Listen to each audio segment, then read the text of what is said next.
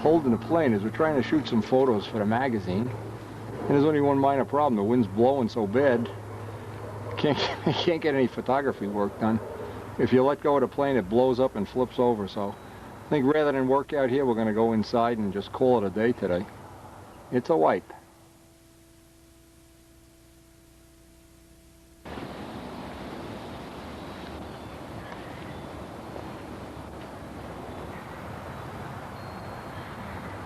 One of my favorite things, sitting out here and shooting pictures, hoping that the plane doesn't blow over.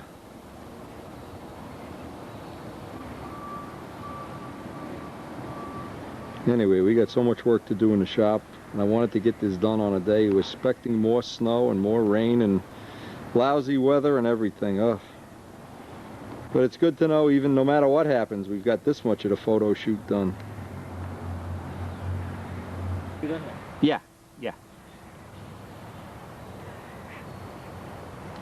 I just can't wait to get started on a new one. Joe, Bob Martens are due up here soon, and we're due to get a, what I hope, a real think tank job done so we can get our next one of these under production.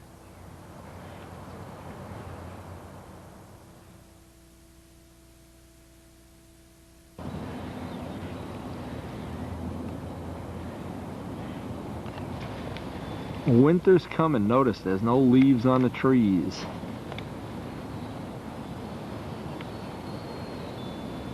Hey, and Wendy, on the next one, put a little cockpit detail in the plane. Spend a little time. Stop eating so much pepperoni pizza. Do some cockpit details.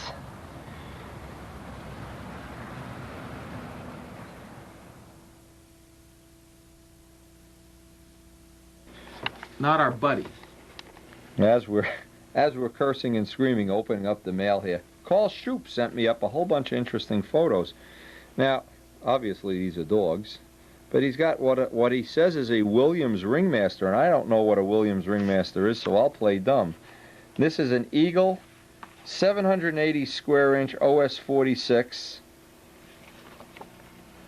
and this looks a lot like an F-16 or something. In fact, it looks like it has the F-16 decals on it. But anyway, here's a nice picture he sent and some awards of the Eagle 780. But the only thing I missed out of this whole thing, look, they're flying in, I guess in Colorado here, flying in the snow. Look at this.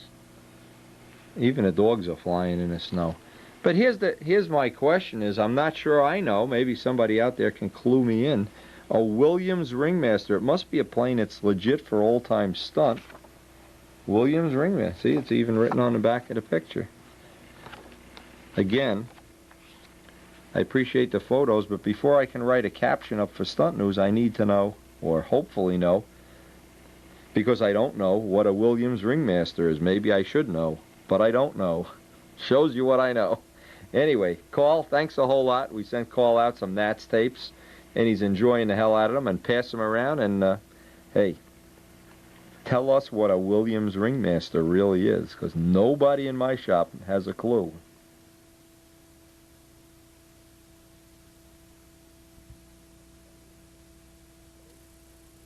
That was, today is Kenny's birthday, and what I'm giving him, I bought him a fish tank. I want to get him, where the hell did that fish go? And I took one of the baby fish out of the pond. Boy, oh boy, nothing accurate in here. This what a mess this pond is.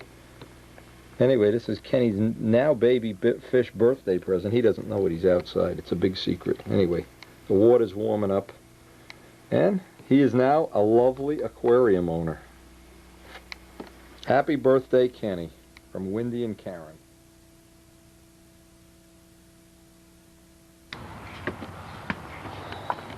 Okay, how's it going there, Bonds?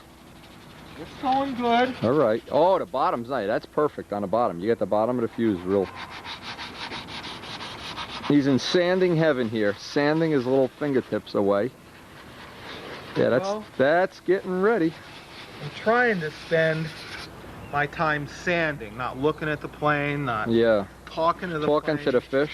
Right. Your baby fish is down there saying, "Keep sanding, Kenny, and make me a nice home in my new aquarium." Yeah, that's because he wants to go home. I don't. Hey, if I was here, I'd want to go home too. Okay, that's looking like you got that under control. That's real good. Getting around this landing gears and. Oh, the next Nobler that goes through this shop will have removable landing gear, no doubt about it. That's the problem with having things that you can't remove. Old Aries when you couldn't get the gear out. Oh God. Anyway, that is definitely coming out very nice. I'm gonna go do the mail while you're out here fooling around. Now in today's mail, and this is really one of the things I love about being in this little crazy business that we're in.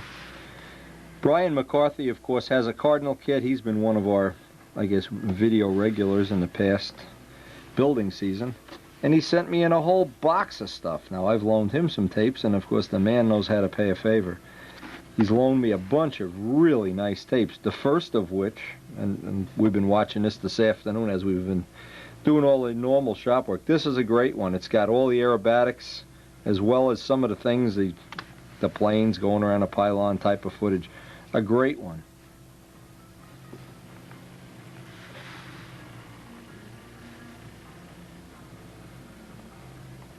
Now another one that has a lot of interviews on it, a lot of, I guess real world footage is the right thing, of the Korean War conflict. Anyway, the MiG killers.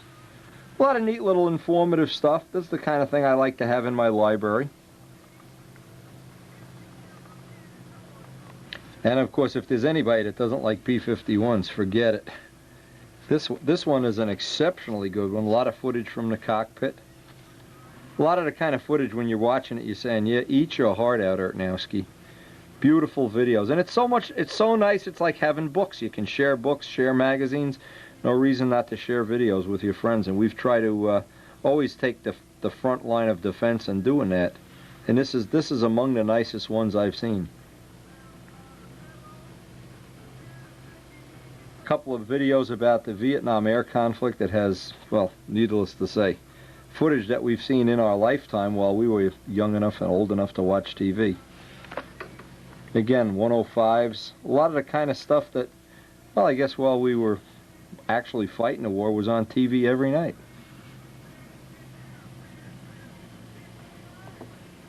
Some more of the Vietnam War footage ones.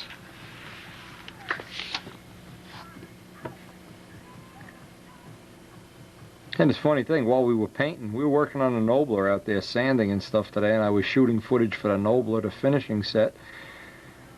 And right over the house at about 600 feet comes a C-47 with invasion stripes and Air Force markings. Kind of cool.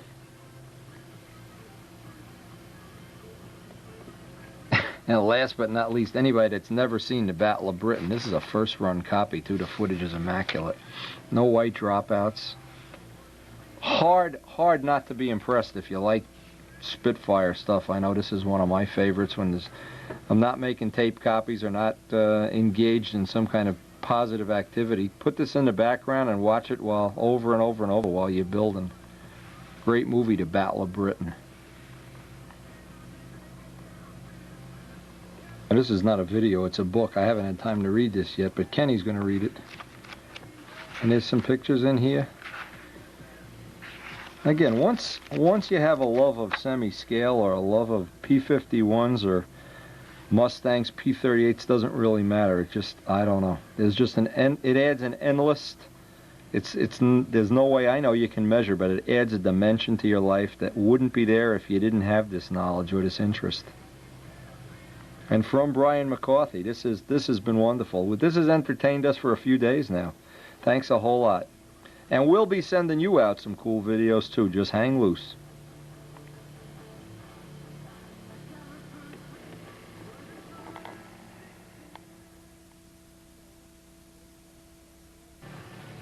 Now also in today's mail, I got a whole set of pictures. God, about 50 pictures. This is from Clementi Capi of Italy. And there's various captions on all the pictures. I'm going to read them as I go along here. This is the original one, and he's sending me this one for my records.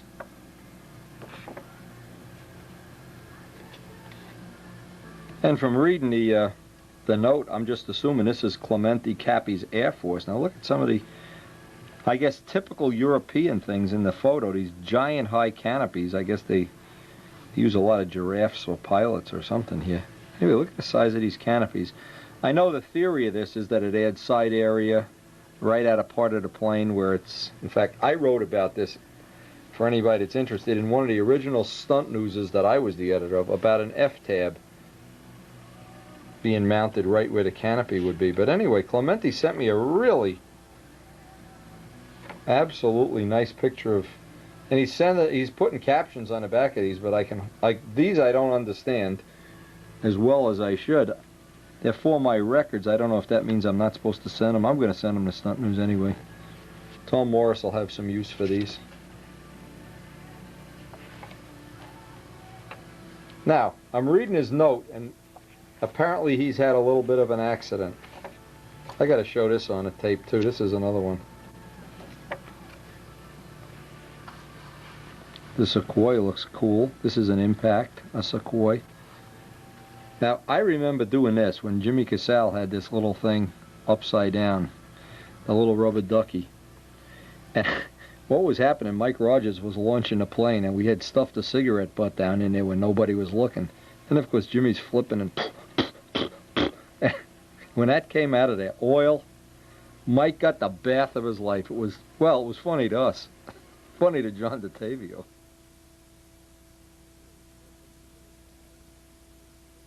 Anyway, some more pictures of his models. And from looking at this, I think these models really look nicely made, nicely constructed. It's funny how the Europeans all seem to... the models seem to have the same traits. Now, it looks like a old Brian Ether prop with the 3-blade, the old ones he used to sell. I wonder if he's still making them. Anyway, they prefer tube mufflers, it seems like, just from looking at this.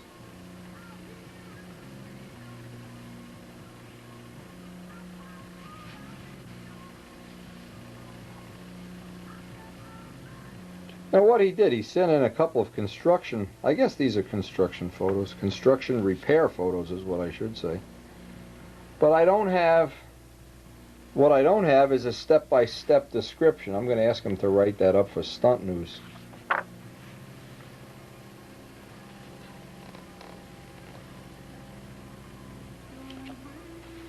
Again, I'm going to write Cappy a little note. See, he's got so many nice pictures here. It's a shame not to have a nice write-up for them. And we'll see if he can do that for us. And again, I love having the friendships from overseas, the ability to exchange pictures. Needless to say, all of these people I exchange pictures with. You hope that eventually they'll become close friends and you can keep in contact with them. And of course we can share all the pictures on a video. That's kind of one of the nicest things of all. A lot of nice pictures.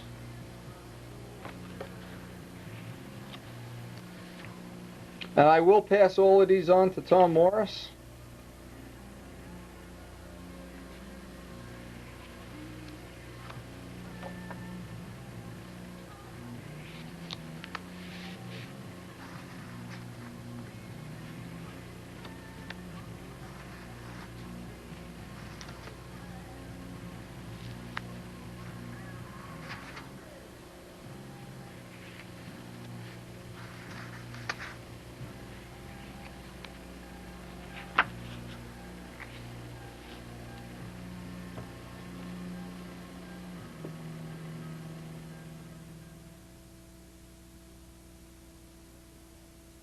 And this is from Jack Young in California. Jack sends this little caption.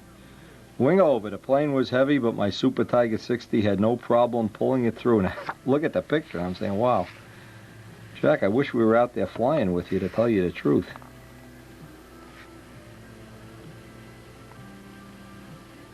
Send another picture, a close-up here. And boy, I wish we had some of that California weather now. It is getting chilly out there. Jack Young from Pico Rivera, California. Thanks a lot. I appreciate it.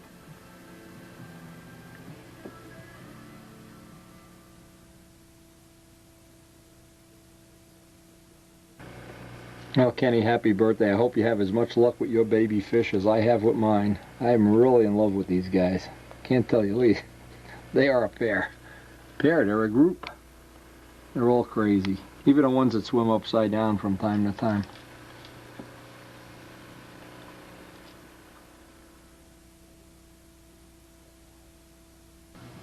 Now this is from C. Lee McGowan.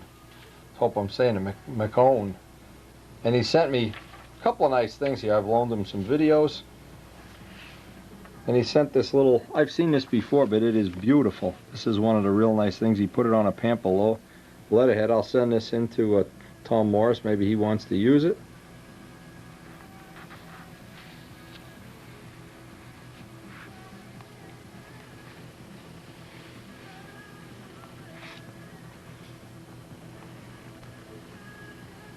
And of course, to go with that, the mandatory Spitfire picture.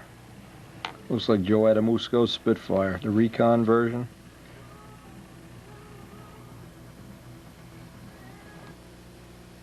Anyway, last but not least today, and boy, it's been a great day for the mail. From Georgino, master modeler from Pennsylvania, good friend. We're always exchanging, loaning, stealing. I don't know what we're doing.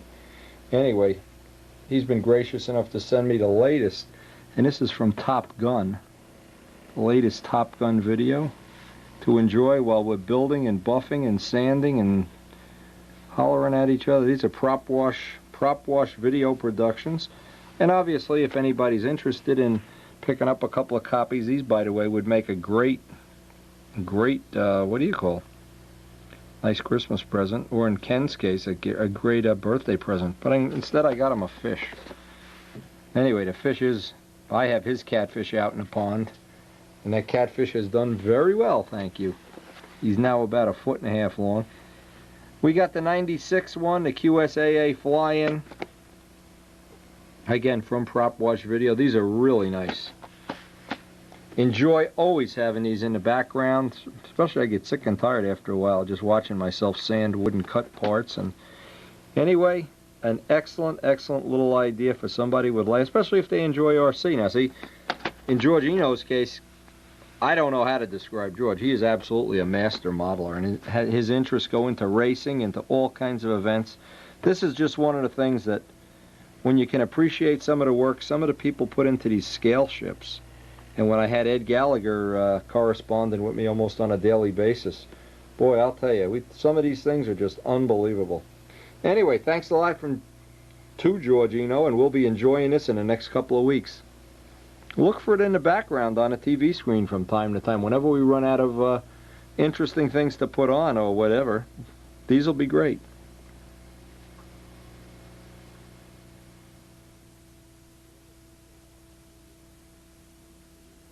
One of the things they have on the tapes, the Reno Air Race tape, Brian McCarthy sent, was this Bob Hoover thing, where he shuts the engines off. There's no engines running in this. Does aerobatics, does that? Oh man, I'm telling you. I had seen this in real life one time at Sullivan County Airport, and it was so impressive. There are no motors running. This is really something special.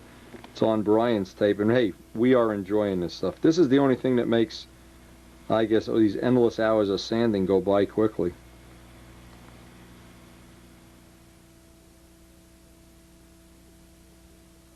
When we last left Ken, he was almost ready to paint. He looks older and tireder, Ken. It's amazing what you can do with this arm. It just goes and goes. You better believe it. When you're done, you could wax my truck, too. Hey, it's looking good. Looking good. Now, let me flip this. We have enough red paint, you know, if you want to shoot the red today. And we're not going to run out of time. You're 3/4 done there. If you want, we can do a little test on a cowling, see what it looks like.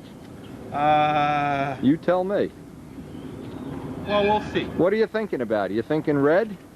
I'm thinking purple, maroon. Give me some ideas. I'll go look at the paint chart. I didn't bring the can of paint, but I've got a can of candy maroon. Candy maroon it is. Candy okay. Maroon. Well, then just finish the sanding today, and we'll. So we can either get another coat of filler on or a coat of. No, silver. It's not going to need any filler. It's not going to need any silver either. Unless you. Oh, if you're going to do candy maroon, maybe it will. Then we'll put silver on without filler. Okay, finish sanding it up, and we'll Yeah, you want to get a coat of real silver on there then. That little fish is having a great time down there. He's swimming around in the can. I'm afraid he's going to jump out. We're going to go in there. He's going to be sitting at my desk. Look at this. One of my squirrels is mating up on a fence here. We have a mating squirrel. Come on, get out of here. Look at this. Look at this. Psst. Psst. Psst. Always some action going on in this yard. Unbelievable.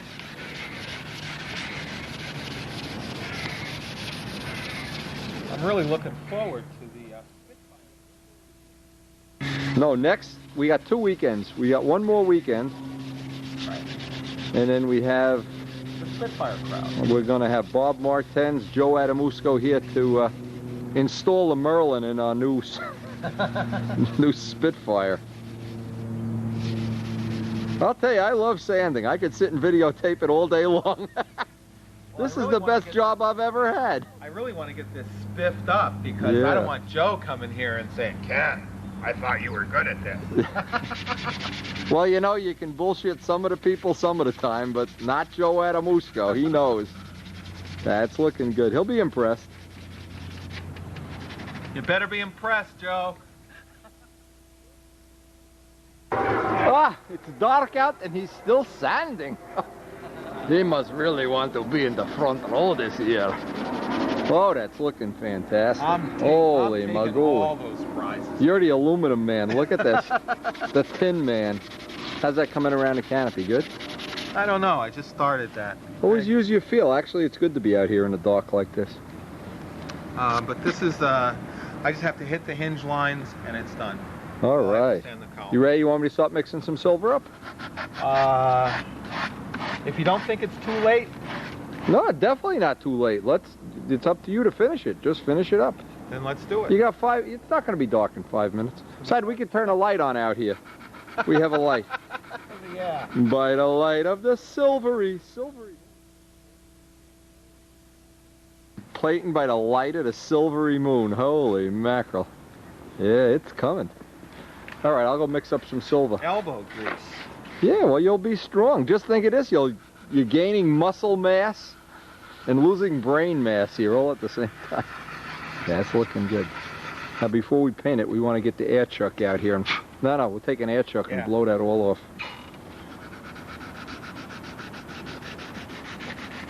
Now, that's dedication. He paints right till dark. What a guy.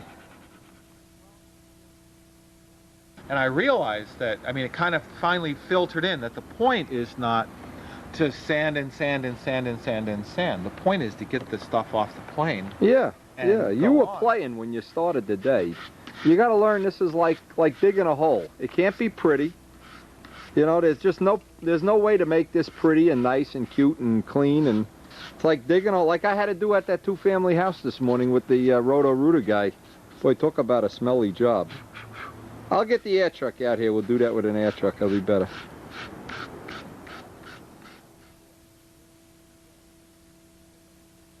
Oh, I thought, wrongfully so, there's 100 top blocks in here, and I thought I was going to get these all weighed out and get ready to do my next batch of kits. Nah, I don't think so. I think we're going to try to get that coat of silver on Kenny's plane. That'll really get him motivated when he sees that sucker in silver. Look at that wood. I love it. Anyway, that's part of the decision I always have to make. There's things I have to always look at. These maintenance on these guys, which we got done for the year. Wood to be weighed for the next batch of kits. Painting that needs to be done. Kenny's fish sitting out here warming up by the minute. Boy, I hope this guy's happy in Kenny's tank. He's still in there somewhere. He doesn't jump out into my video drawer. Anyway, and best of all, I love this. He's out there, baby. Look at this. Check it out. The man is dedicated, I'll say that for him. Oh yeah, I like this. Now that's just about the right amount that you want to leave on. And what we want to do now is get a nice coat of silver on here.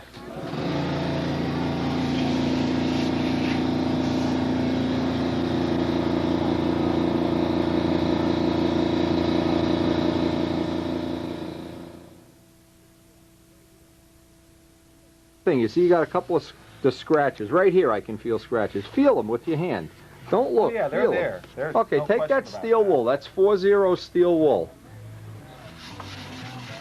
Now you might be thinking, why couldn't I sand the whole plane with steel wool? You could, but it'll take forever. This way, if you get the heavy stuff off with the sandpaper, especially the fillets, they come out beautiful. You almost can see a little shine on there, right? Yeah. It's almost like buffing it out. Get right up on that canopy. We want to change the tape before we paint it too. And if we run out of time today, it doesn't matter. It's not a race. Let's just get this sanded out real nice. Yeah, that puts a sheen on it. Well, it's the feel. Feel it with your hand. Now you can feel little imperfections. See, when it's rough, you can't feel the see up here. Right here, you got some imperfections. Let's see if you can even see them. I don't know if you can see them, but it's a little rough. But this is now you know, you ever do steel wool on furniture? You keep moving the steel wool. Don't use the same spot. Open it up and move it. 4-0 steel wool is a good way to sand silk span areas. The only problem with steel wool, it takes a lot of material off. When you're doing clearing, you don't want to buff through cap strips. That's one trick, but you got to be gentle. You can't grind on it like you can with sandpaper. Anyway, it's totally dark out there. It's impossible to work out there now, so we may be at the end of this lovely little episode today. I don't know. I think it's a little dark. Real good to get around the canopy too while you have the steel wool. Just keep opening it up and moving it constantly. You know what I mean? So you're hitting a new surface all the time.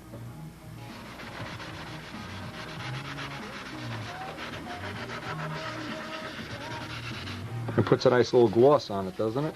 Uh-huh. But we're not going to paint, as you can probably tell. It's pitch dark out there now. In fact, the only light you have is that orange bug light. All right, we'll live to fight another day on this. Good. Watch that lid doesn't seal well anymore. You can see it's pitch dark out there, but where there's a will, there's a coat of silver. We're real men. And real men paint in the dark. Actually, I've done a lot of painting in the dark. It's really not that bad. You get used to having that light the candle off. The thing that's difficult is you could never paint candy apple at night. But this kind of stuff where you're just looking for coverage is no problem at all.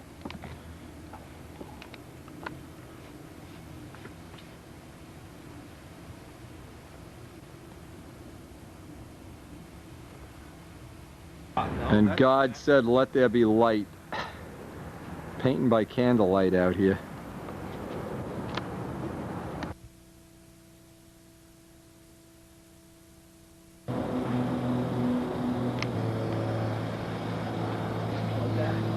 Now, whenever you're going to paint at night like this, just always have it set so the light is at your back. That's the easiest way to do an outdoor dark job like this. Because it's getting cold, we want to do it. Don't try to blow the paint on all in one coat. Do one little spot and move to another spot on the plane.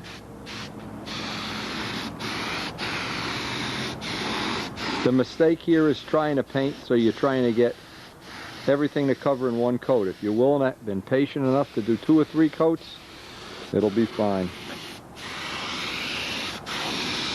Now you can see this is what we started with, and we're going to end up with hopefully the whole plane silver pretty soon.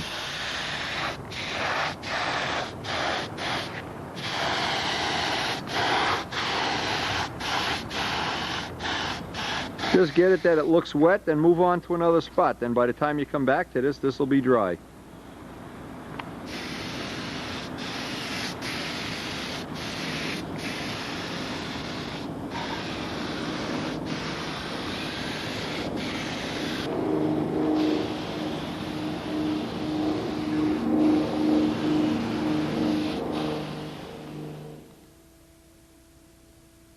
Oh, you can see the wet.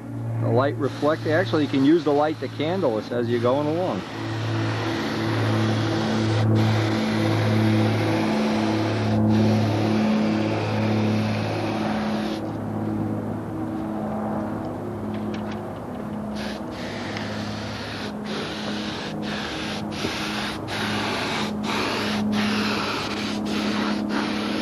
It just doesn't want to cover in one coat. No, it's not going to cover in one coat.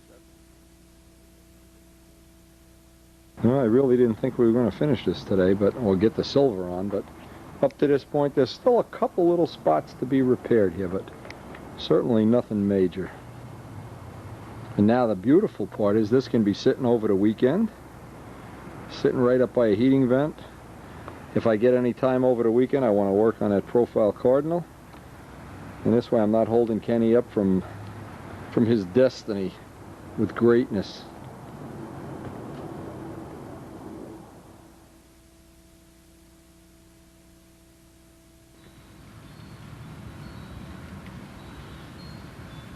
Now, was it a good move that we worked late last night on that Nobla? Hey, get up this morning, freeze and rain. So this would definitely have set the whole program back. Again, this is why I like to use as much foresight as I can on these weather reports and things around here. And whenever we do get a decent day, I like to use it. I like to not putter around, even if I have to work after dark. But today, it's going to be an indoor day. Now, one of the things I got in the mail today, years ago, maybe a couple of years ago, Jim Damarell up by his house on Route 59 found this place called Woodworker's Paradise. Karen and I were out shopping in a place that we normally wouldn't be in South Jersey, and I came across this place called, well, it's Woodworker's Warehouse. Now, this is a chain, and I spent quite a bit of time. The address is, well, toll-free number, 888-234-8665. And you would think, oh, yeah, all they have is milling machines or whatever. Well, they have quite a bit of stuff that I'm going to make a, let's call it a Christmas order here. I want to look through here. There's several things. First off, they had these gigantic, I've never seen any, this big gigantic sanding belts. They were like 12 inches wide, and I was just thinking, wow, when Ken starts doing his thing of joining wing sheeting in mass, we might be able to make some kind of a little fixture up with them. They had sanding machines. They had grinding machines. They had, by the way, they have spray guns, the ones that are now $50 from Tower Hobby for $29. So I'm just going to go through this real quick. There's a couple of things in here that are really worth checking out. And they send you the thing for free. They don't even charge you for it. So again, this is the kind of thing you like to have in your inventory. And here comes Christmas time. Hey, honey, this is what I need. Anyway, I always suggest that everybody keep a drawer box somewhere. And yeah, when you have some spare time, hey, check out these catalogs. Loaded with good stuff. And especially being the fact that they're free. While I was down at the store, I found this. I had never seen this in the other catalogs. These little sanding drums. See the difference in diameter? And again, these are little simple tools that for $2 or $3 they can just add a nice big, save time on your next building project. For a couple of dollars, it's always worth having them one way or another. Another thing I find most people don't have in their shop are these little mini vices. These aren't exactly the kind I like. I like the machinist ones, but they show 4 or 5 different ones. And they're always, once you have one, you never can realize how you got along without it. I use mine all the time for drilling and soldering and bending and whatever. And it's one of the things you buy for $5 to $10. I don't know, in this case, what are they? They're $60. These are real professional ones. But again, these are the kind of things, if you're getting a Christmas present, hey, why get a pair of socks or underwear? Get something you can really use. Here's another tool that I'm going to be ordering, this glue roller. You know, these are the kind of things for $8, $10. Boy, I can think of like putting the epoxy onto doublers or something like that, or doing foam wings. So many things. You just get ideas from these catalogs. Looking at little things that look, I don't know if this is an appropriate thing for us, but a dustless hand sander. These are the kind of things, unless you can see them and you can go down, and once you see somebody that's using this, these little sand, I have a bunch of these work well. So many little things here, so many things. They list about 100 different kind of little sanding drums and rolls of sandpaper that'll go on the end of an electric drill, even if you don't have a Dremel tool. Another thing, they make a tool for rounding off the back of a jigsaw blade, or not a jigsaw blade, well, the Delta saw. And it allows you to make tighter cuts. Anytime I'm trying to make tight cuts, that thing is always jumping off the wheels. This is probably a tool I should be considering. Now look, here's the price, $10. Even if it doesn't work, it's not the end of the world. Yeah, the $10 spoke shave. You know, well, I used to have a beautiful one of these. Somebody borrowed it. This was real handy for doing top blocks. Again, a $10 tool, something you get as a nice gift. Hey, you have to find something to use it for. Another thing, you don't see these this inexpensively. $19. Everybody should have a caliper in their shop. This is one of the things I was thinking for drawing up plans. The only trouble is Bob Martin's already made me an equivalent set of curves on a set of plans. Again, another item, no big investment here. One of the things I was looking at, obviously we won't be getting one of these, but a thickness planer where you could run 12-inch sheets of wood in there and get them totally perfect. Again, it's a really a $500 tool, but just nice to know that these tools exist and you can get ideas. And this is one I was going to try to kind of invent my own here with a Dremel tool motor and make a rip fence to have a joiner planer that you could put a flat edge on sheets of wood in a microsecond. Again, the real tool, but this is a professional tool, but I'm sure we could come up with something down at the machine shop, something similar to this, really inexpensively. It's ideas. It's the ideas that make it work. Cool is this guy was a jet dealer, so he had all these things in stock. These are for the vacuum table. Again, they list the whole thing. If you're going to make some kind of a vacuum dust collecting system, they have the parts, they have the hoses, the fixtures. Woodshop dust control book, that'd probably be worthwhile having. Now this looks like the exact same gun they were selling, I don't remember, Tower or India, something for 50 bucks. 29. And this is definitely exactly what one wants to have. Anyway, just some ideas, and you always get good ideas from these tool catalogs. You never can have too many of them. Put this catalog on many times before, the Excel catalog, but here I need to go through. There's a couple of things I want to have, being we're coming up on this Spitfire project, next Spitfire, and Joe is going to be here soon. This is one of the things I really want to check out. George has the big one of these and it works great, but I want to get one. Actually, I want to use it for cutting the ribs, and I can picture that this will be a big help, so I think I'll put an order in for this today. Just looking around, as long as I'm going to make an order, there's some of the other things that are worthwhile having here, and there's just having catalogs, so worthwhile. Seems like you never have too many catalogs.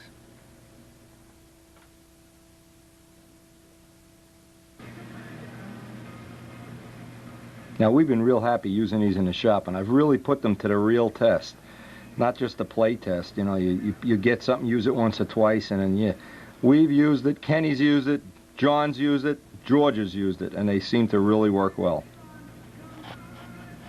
XL knives, and these, by the way, are available right from John Brodak.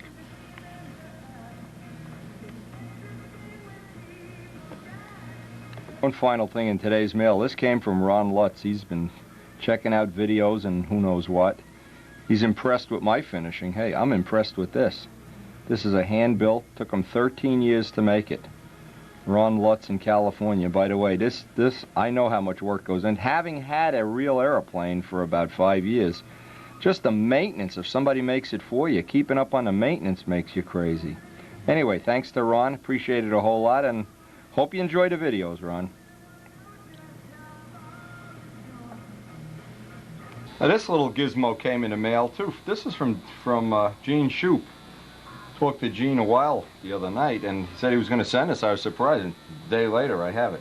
Anyway, it's made out of aluminum. You can see what he did. He took a piece of channel aluminum. Obviously he has access to machine shop tools. And what this does, it's actually a soft draw vise. Now he says, I think, if I remember right, he used to fly speed too and use the same deal to wrap speed lines.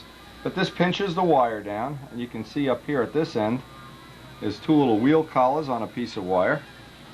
Let me see if I can get this a little bit closer up here. Kind of a neat little gizmo. And then you could use this, obviously, this end pinches it down. This end you can wrap your lines. This saves a lot of wear and tear on your hands, and I know when I wrap, I'm going to be wrapping lines in the spring. I'm going to be wrapping a whole bunch of them, in fact. Usually every year I wrap all new lines. And this will be something I hope will save my poor little fingers. Anyway, from Gene Shoup, I appreciate it, and we will be giving this a real world test as soon as we need to wrap a set of lines. Now, while I was down at that woodworking place, I picked up this little rack. You know, this is one of the things I had thought about for a lot of, I don't know, years, I guess. Never really thought I'd need it, but what's happening now with so many people working in the shop, and we're getting ready to start our Monday night classes in a week, what's going to happen is there's going to be screwdrivers and Allen wrenches and scissors everywhere.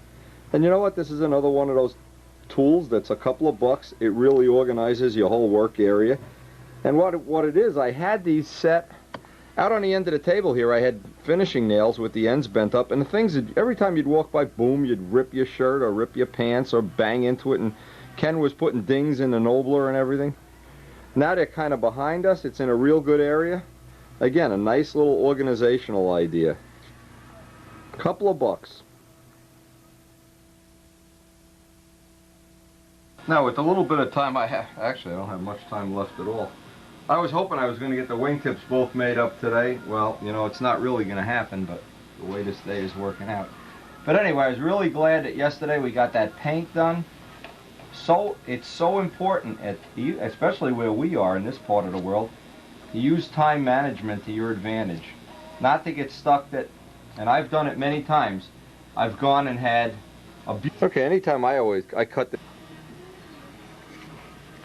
Okay, and this little stuff, whenever you make a break on these parts, you always get a little bit of a rough edge here. I want to clean this up.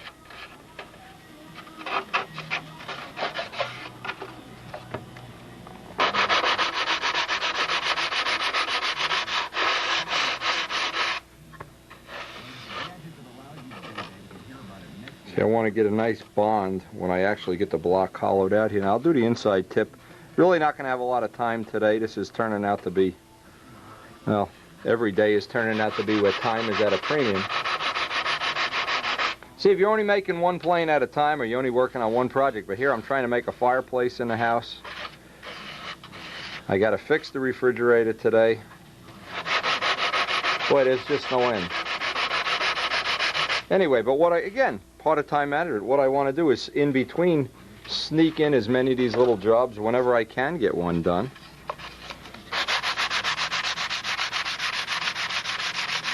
Hey, and by the way, just speaking of handy things, this is something I got from, I forgot I even bought this. I bought this at that woodworking supply place. And what this is, maybe you've never seen this before. Jim Damarel brought us some of this a while back, but this is really nice stuff. I'm going to get this on it. It's a sticky back sandpaper that really has a nice solid glue for making sanding blocks. And you can make this, I wound up buying 220. I should have gotten 320 and 400 and whatever. I wanted to make sure this was a good quality stuff. I made this sanding block, I'll bet you 4 or 5 years ago. Oh, no, maybe 3 years ago. Anyway, a long time ago. And all I did was run this down a 1-inch block. Now when I'm all done, needless to say, I can peel this up and use it for a 1-inch block. Sand one side down, use it back. But it's too hard of a block to really want to use for carving up a top. And we're not going to carve top blocks anyway anymore. But anyway, when you have a nice big sanding block, you can true that up beautifully, real quick. Now, first thing I always do, first of all, Pilot Precise pens are so handy for this. I want to set myself up using my fingertip for a guide. These put a real nice thin line on. This just gives me one edge before I split the block. Kind of easy to do it this way. Now see, in my case, the time management is really critical because there's just so many things, and my machine shop partner, Joe Kay, has been in intensive care here for almost a week, and I've been trying to work around that as one of the things I wanted to. I don't want to let everything go, but on the other hand, I have to prioritize and get things done as they're available.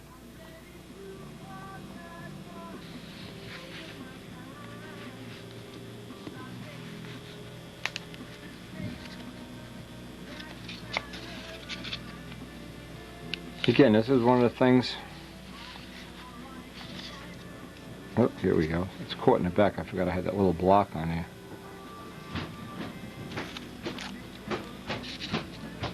Carving and hollowing. Karen brought me down the new model Aviation. Look at what it has. Of course, a Spitfire. They have a cockpit kit. Maybe an interesting thing to have in our arsenal, or check it out. Again, always looking for, even when you're not looking for ideas, you should be looking for ideas. Love those Spitfires. Coming soon. Now I want to leave myself a little extra material back here. Also want to use my finger as a guide. Leave a little extra material up here. And it's a good idea to just make this a little thicker than normal. This gives me an extra little chance to radius the leading edge a little more if I have to. Okay, they're ready to do the carving and hollowing. Again, if you were doing this outside, I guess you could just Dremel the whole thing, but I try to keep the sawdust around here to a minimum. This is one of the places where those little XL gouges work just great. Just scoop a lot. By the way, it's nice when you have this nice soft wood like this to work with. This really makes an otherwise kind of a, not difficult, but nasty job. The quality of wood determines just how nice this is going to go. And you can see it goes pretty quick. And what we'll do, we'll finish it up with the Dremel sander. In fact, I may get to try that little drum out today.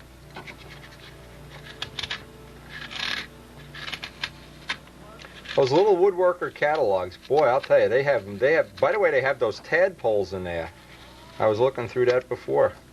Having my coffee and just sitting back, kick back, and check out some of the little accessories. Christmas is coming. Karen has this little thing. She wants me to take little pieces of tape and mark by each little thing that I want for a Christmas present.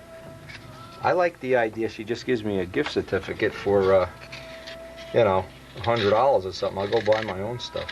She doesn't think that's romantic, though, so it's okay. She understands a man's need for tools. I'd rather have tools than neckties any day. Can't believe people really get excited about getting underwear and pajamas for Christmas. Anyway, the trick here is always use your finger to find the thick spots. Leave the last little bit to go with the sanding drum.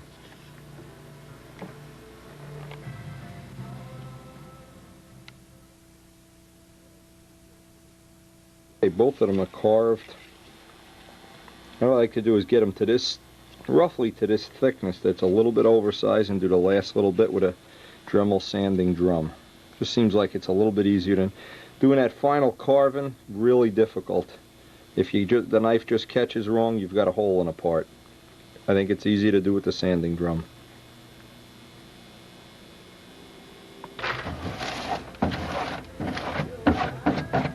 By the way, just thinking of things they had at that place, all these they had all these parts to make a sanding bench, and they even had ones that use a shop vac as a power source. So again, even more reason to have those catalogs on hand.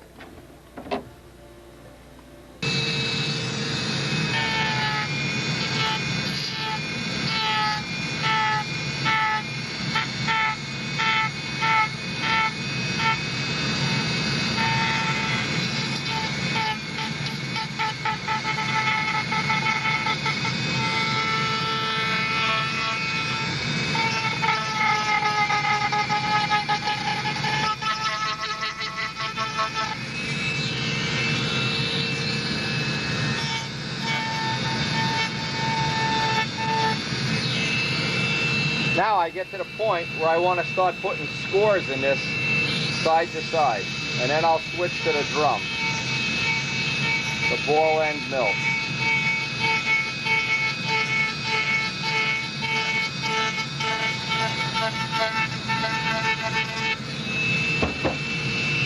Now I can use my hand to find there's a hard spot right there.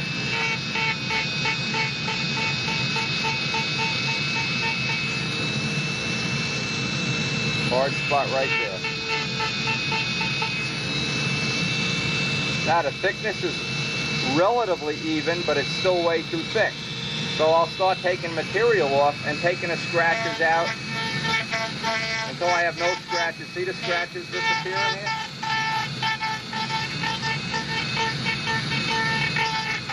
And using that technique, you can usually make things pretty thin and pretty even.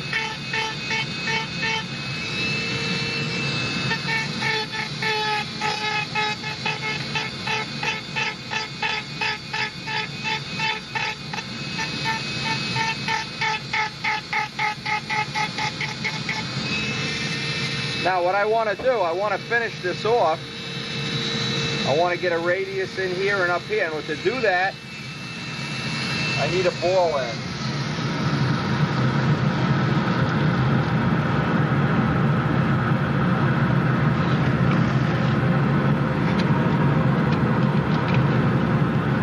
And this tool helps me get way down in the corner here and make a nice radius. So once I get it all relatively the same thickness, I can switch tools and get in all the edges and corners with the ball end.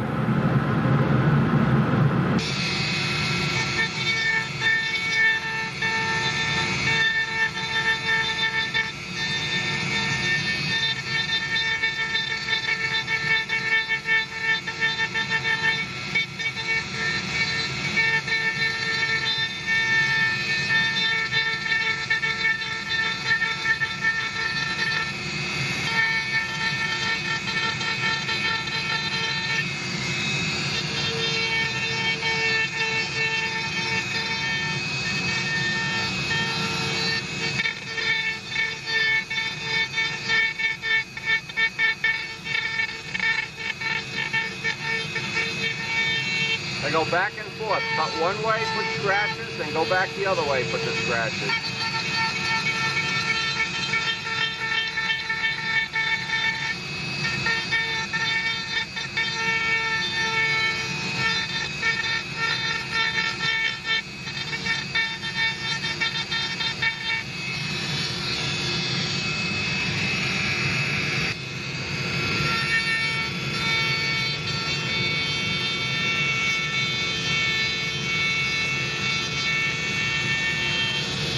I'm leaving just about 1/8 of an inch of wall thickness on these.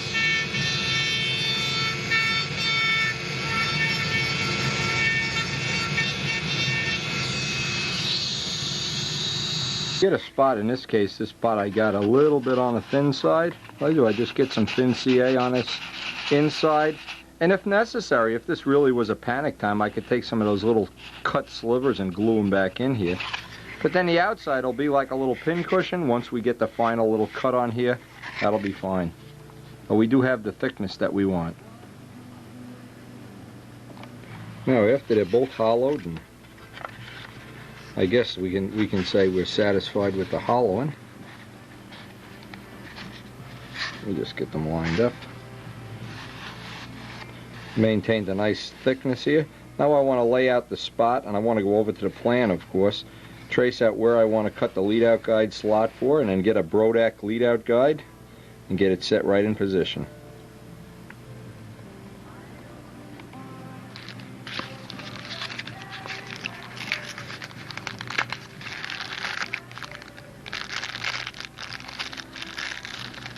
Now I need to reference off the plan. I want the center of this to be right on the spar. So I'll have the spar as my median, and I can move a little bit forward, a little bit back from the spar, where the spar exits the wing. I can just kind of lay this out. I'd like to be able to move from the center of this the same distance forward and back, so I just need to lay this out. And now what I can do is I can trace out where the lead outs would actually come out here and make the slot for the wires. I need to cut this slot out. I need to just take about this whole piece in here, roughly a 1/16 on one piece, then I'll flip it over, transpose that onto the top piece, and take a 1/16 out of that.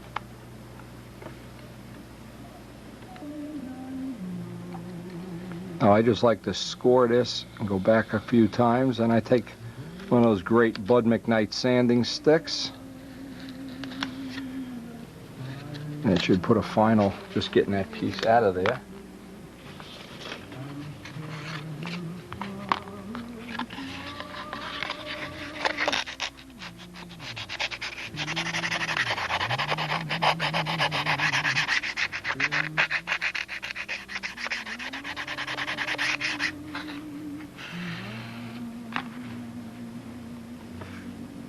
Now from this piece I can transpose this right down onto this. And what that should do is that should give me a real accurate thing just to repeat the slot.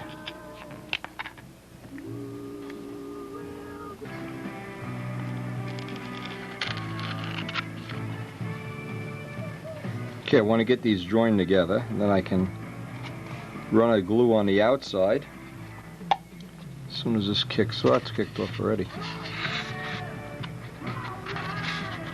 I need a little bit more clearance here.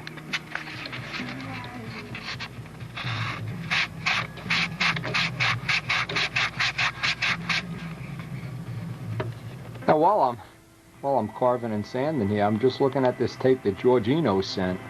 This is one of the Top Gun tapes. Man, there is a Spitfire on here. Look at a 5-bladed prop.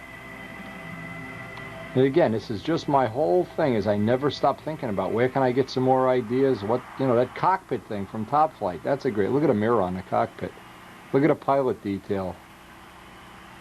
The prop always blew my mind, those 5-bladed Rotol props. Even in a boring, redundant thing like making a wingtip this morning, look at this. Anyway, these are great tapes, George. I just want to thank you again. Boy, unbelievable. Look, tail up. Oh, I'll tell you. Gear up. You know, another point here, I always, the people that are in a shop, a lot of times, I'll put a tape on like this Top Gun tape and say, ugh, what are you watching RC for? That's not it, man. I love RC too. Hey, I wish I had enough time to do RC and control line and, hey, rough landing. But you know what? Time is limited. And I wish I had time to do it all, but I don't. And what I really am going to do is, I hope, get another Spitfire made this year. Anyway, back to the work at hand. Okay, we have a nice even slot now, and you could run that Bud McKnight sanding deal right in there, get a nice neat slot. Now I want to trace a piece of 64th plywood out of there. This is the little piece we cut out, so this should be a pretty good pattern, but I want the grain to, I got the grain going wrong as I'm talking. I want the grain going front to back for the, there's 2 of the 3 laminations. Now I'm going to need 2 of these, so there's, once I get one made, I can just conveniently make another one. If you avoid this step where you skip it, what happens in time from adjusting the lead outs over and over and over again, what'll happen is you always wind up with an edge that's all chewed up. Let's see, that piece is going to fit right in there. Once I know it's going to fit, let it stick out even a little bit. Now see, I don't have the curve just right. There we go. Once I get that I know that's the shape I want, then I'll just duplicate from that and make a second pattern. Make these just a little bit oversized. You can let them hang out just a little extra and then put the final little curve in to match the wingtip.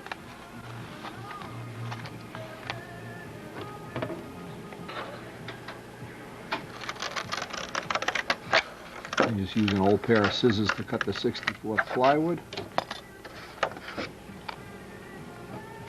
want to get these nice and straight if possible, and a good way to do that is to set them in and just use a piece of balsa shim.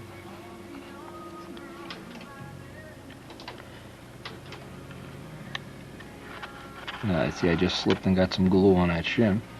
But this holds them in position, so you get a real nice, I don't know, I guess a little curve there or whatever.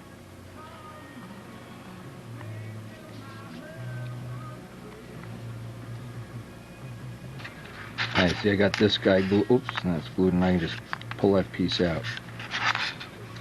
But even if you do that, just gives you a little head start on getting these things in nice and straight and nice and parallel. If you know they're nice and straight, you can get a real permanent glue seam on the back.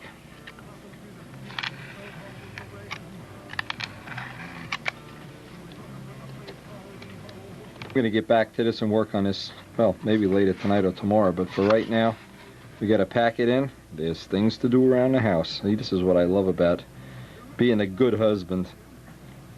Hey, I'm a great husband. I'm going to leave, like I am now, between sessions. I always want to leave things in an orderly way so I know when I get back what was the next step, and that's what I'll have to do right now. Hey, got some nice pictures here from Kent Tyser. Now, Kent Tyser, this is a Strega, needless to say. I think we've had this on the tapes before. He made a Strega and he changed the paint job to Dago Red. Again, he sent me some nice set of pictures here. These are really nice.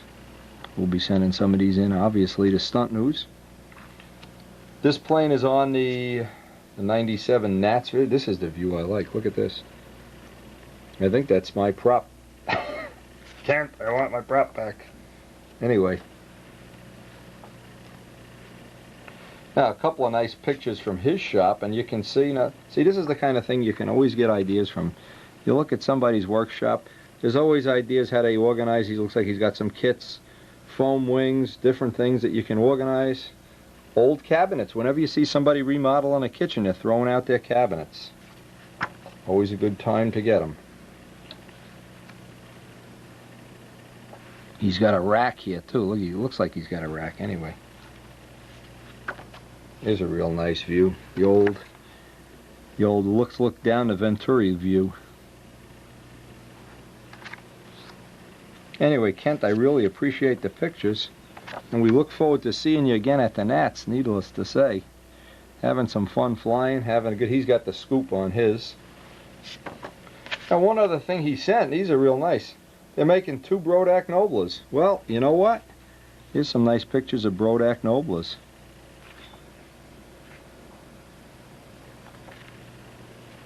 No more on this to come. I hope he's going to be sending us pictures as he gets them painted and whatever.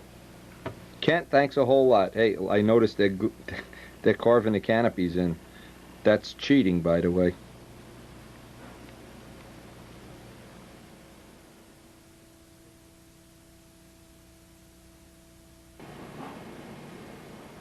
I love those Dago Red pictures.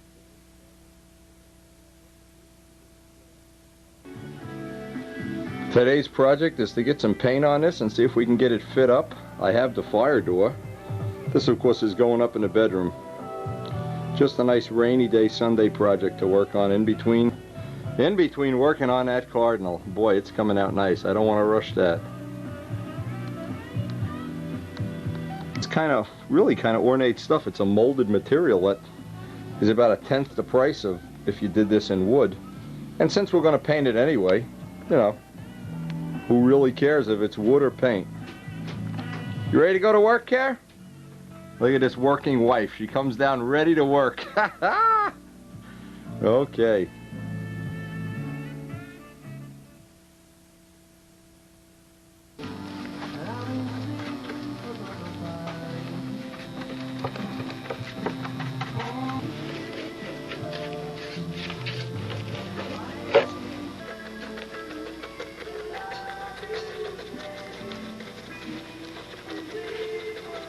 Hey, by the way, I found a great little tip here. We didn't have any polyurethane to put over the knots in the wood, but what worked really good was a coat of thin CA. I put 1 coat of thin CA over it, and it's probably a lot quicker, actually. You don't have to wait for the polyurethane to dry, but a good little woodworking tip. You always find little tricks and tips when you're doing this kind of work. That really turned out to be a good tip, even on things like this, where you have big knots. CA is a good choice. We'll see if this, when it dries up this afternoon, but usually going over knots, especially with this type of paint, you really gotta worry that they're gonna come through. Even with the polyurethane, sometimes they come through, but this looks like a good little tip. Now while that's drying, I want to get the base coat of a patina finish on this. This is a medallion. It's going to go in our living room. Again, I love to work with these paints, and Karen likes to do the crafts, and you always find something that you can apply to model aviation after you fool with this. In this case, if you wanted to make some kind of a cockpit detail part, the patina finish, I've used it for simulating the zinc oxide. Having all these different materials, super handy.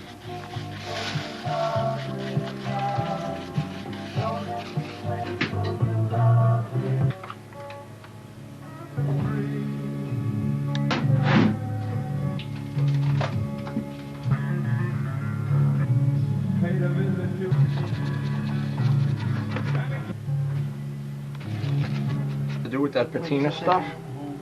While the final coat is still wet or tacky, lightly apply patina. Just got to wait for that gold to dry up to put the patina coat on. Now, this is a liquid stuff Karen's putting on here. It's supposed to dry little by little and make a patina finish. That looks like Windex. Doesn't it? I guess we're going to find out if we don't like it. No, I already did a wreath with this and it came out. And it worked fine? Okay. I think I put a little bit too much, so I want to put a little less this time. Okay. Well, we'll see how it dries up.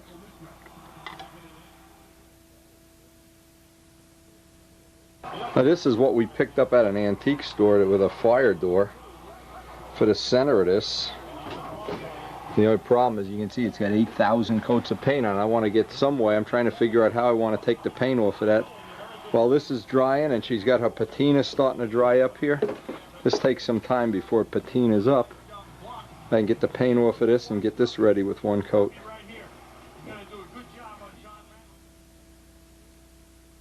Now what I'm trying to do is get some of these thousands of coats of paint off of here. Figure I'd put it in the grill. Look at this stuff just burns right off. And of course I'll have to wire brush it off.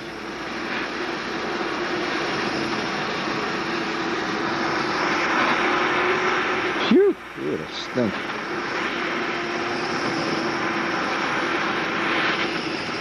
Trying to improvise a way to get this.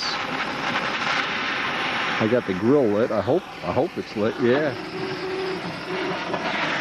Try to get some of this heat up here. Yeah, it's coming right off now. You can see the parts that are hot. As soon as you hit it with the MAP gas, it bubbles right up.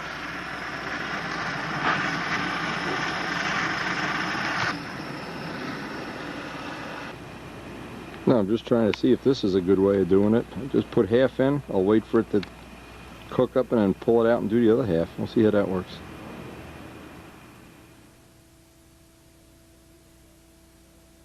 Third coat is drying on this guy.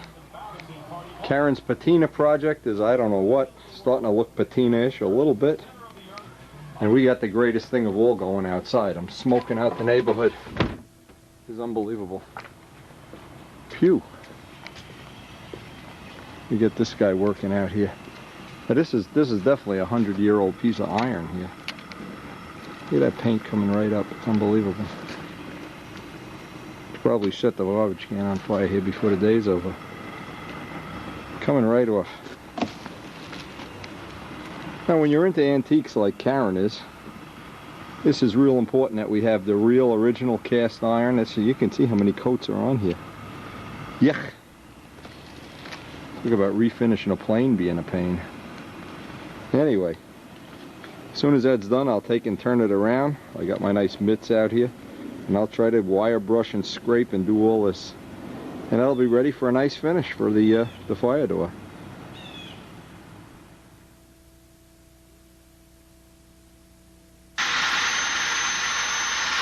Now you can see the beauty of this 100-year-old cast iron piece. Little by little it's coming up right while it's on the grill.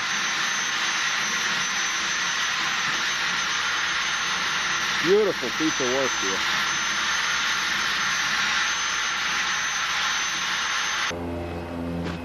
I got almost all of this off now. Boy, did this turn out to be a beautiful piece of metal. Gorgeous. Just gonna let it cook, try to get all the last little bit of paint off of there, and we'll be ready to wire brush it right down.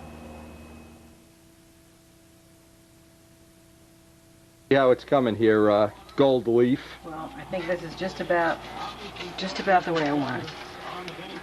Catherine Vans would be impressed. I'm impressed. This looks so. pretty good. Yeah, just. It's like 3 different processes. Yeah. Well, you got to invent it as you go along. By the way, the thing is cooking away nice out there. It's going to be beautiful when it's done. Now, doesn't that look antique? I love it.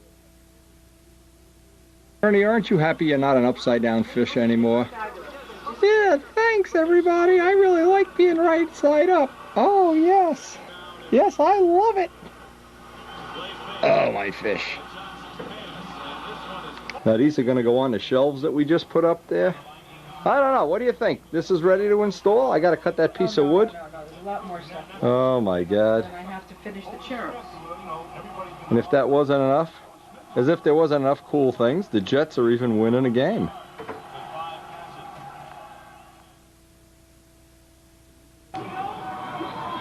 Well, what do you think? I think we need the tile. We need to get the tile. Now what I did, I made two pieces. So I have a little bit of frame. The lovely wife did all the gold leafing. And this is basically going to be the, well, we're not going to do any more today, but the fireplace in our bedroom. We're getting ready for the holiday season.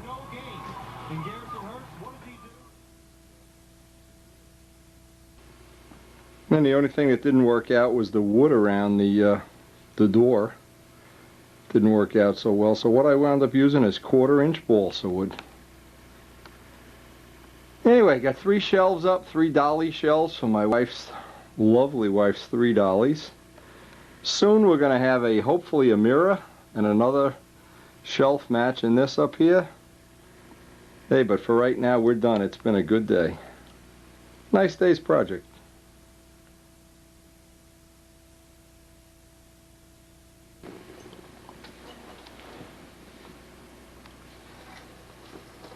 Yeah, you notice I'm not standing under this. Liquid nails holding this up. I don't know. Somehow I just don't trust liquid nails.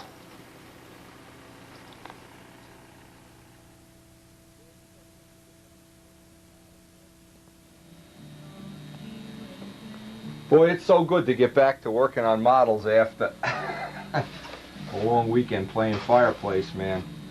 Anyway, the next step is, I always lay this stuff out so I don't forget what the next step is.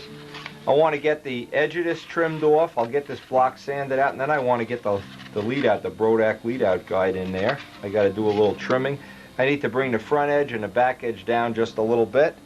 Get that installed, and then we'll work on making the tip weight box up. The problem is without these edges, every time you go in there with a 440 Allen wrench, it's a problem. And it saves you a little bit of time if you don't do that, but when you're done and the model's all ready to fly, then you say, why didn't I spend another couple minutes and get that done? I want to get as much of this done as I can while the wing is in this position.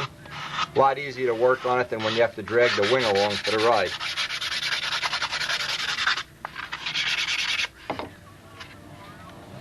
What I want to do, I want to get this contour right in here, so from the top view I have a perfect shape to work off.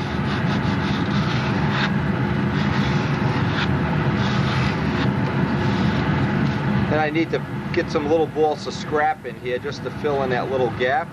Maybe you need one on the bottom too. Otherwise you don't get it coming to a nice point. I want to get that coming to a nice point. And if that edge was left just raw balsa, it'd be very vulnerable. I got these pieces tacked in here. Just little pieces of scrap.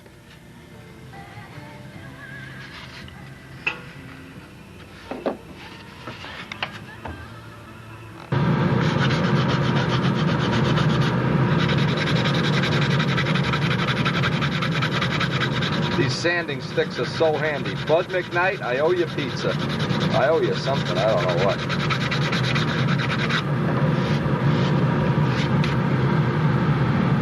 Getting this real thin up here. It's getting thinner than I really want it to be. As soon as I see I'm getting it too thin, harden it up with a little thin CA. And before it kicks off, that'll also give me a nice edge too. On this side I want to do the edge, and I can go back to shaping. And because I haven't glued the lead out guide, and if I really go through, and again, I'm trying to get this as thin as possible. When you go through, glue a little patch if you do.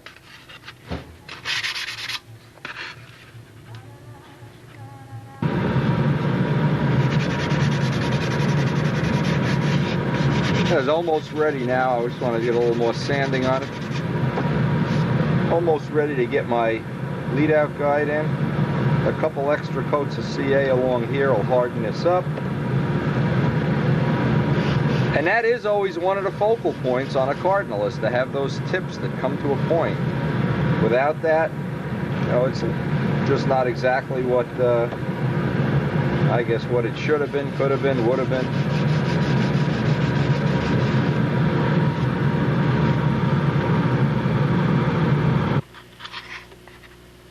Now what I like to do before I install this is harden up all the edges. Thin CA, get this edge all nice and evened off. You can see from the top view it's got the nice curve. The one thin spot I had I've hardened up with CA, and now the next thing is I need to turn this over. I need to fit that lead out guide in there by putting a little bit of the curve in it, just enough that I can fit it in there.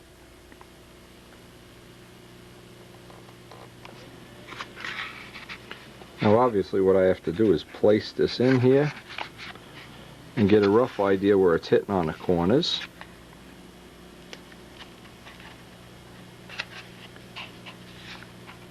The reason for doing this, I'd like a little more contact area. I just want to rough this a little out.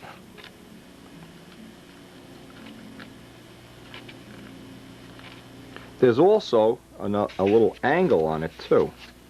So as I grind this in, I want to put that angle so I get the most contact area as this sits inside that clamshell.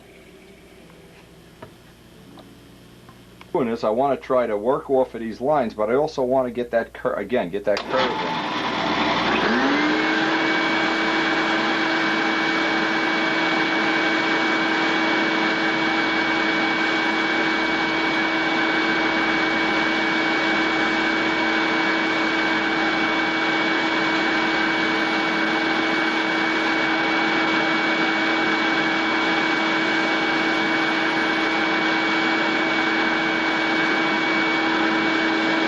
Tip that's worth its weight in gold. If you notice, if you have this on an angle, what's going to happen is the wires will have some friction down, up, or side to side. But by locking in an Allen wrench into one of the bolts, just lock it in.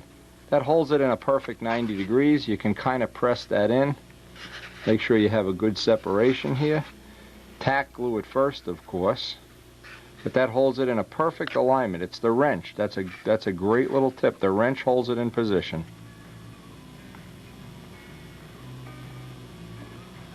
Now I want to build up a nice, oh boy, at the end of the glue here.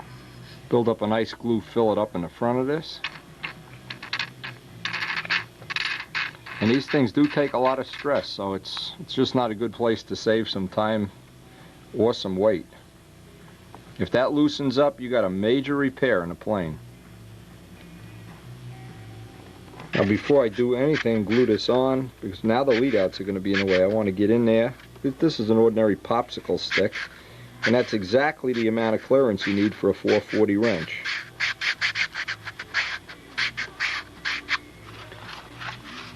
Now the last thing, before I put this on, I want to make sure I haven't had a little bit of glue drip down in there. Here, you get a nice tight fit with that wrench. I want to make sure I can move these to full range. Boy, if I remember right, somebody glued this in and the glue wound up getting down in there. Yeah, okay, but we got the full. Okay, that's ready to install.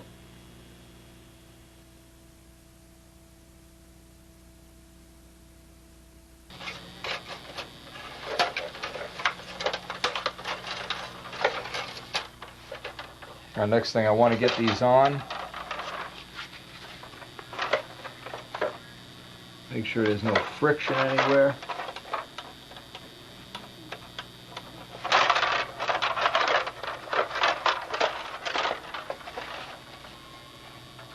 This is a common thing that happens after you hollow a block super hollows. When I go to put this back on, I can see it's just a little bit thinner than what I want it to be, and I want that to make a nice contour up there. So what I'll do is I'll take this off.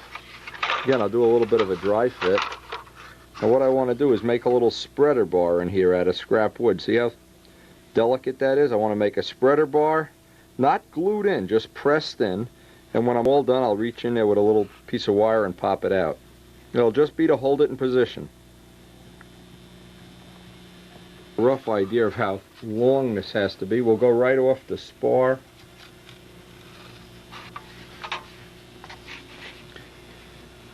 Get a nice new XL blade in here.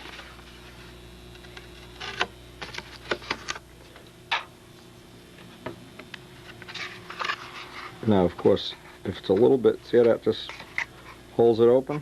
I don't want to glue that in there. I just want to lay that in there. It's just a temporary piece for while I install the wingtip. And I want to push it down. I don't want it even with the wingtip, otherwise the glue seam here is going to tend to stick that in there and it'll be a little bit more difficult to get out. Of course, the first thing I want to do is just get some pins in here, make sure everything lines up nice. Now, once I check that everything is even on both sides, I can just run the bead of CA down there.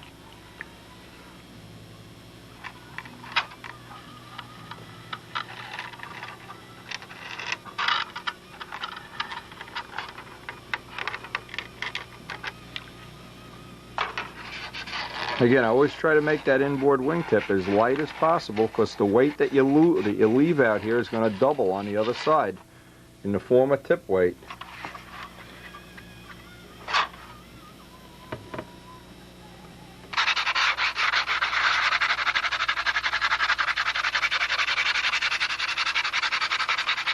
Now, because these parts are real thin, I'm going to just be real careful about truing up the edges. If I feel it getting real thin, just put a coat of thin CA on it. Again, the wingtips on a Cardinal or this type of plane are a focal point. So you really just don't want to have these little lumpy things that look like a burned out cigar. You want to have some I don't know, beauty or whatever. Make a fireplace out here. Well, I'll tell you, it's good to get back to modeling after a week of working on the house. Weekend of working on that stuff. So much more fun working with this.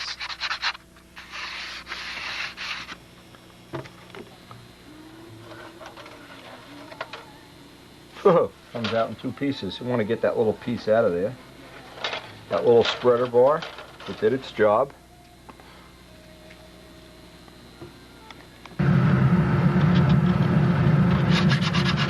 Now, any little gap that you have, what I do is when I get down to the point where I'm pretty satisfied with the way one piece blends into the other, what I want to do is get let the little gap fill up with sawdust and just run a thin bead of CA right down the whole thing.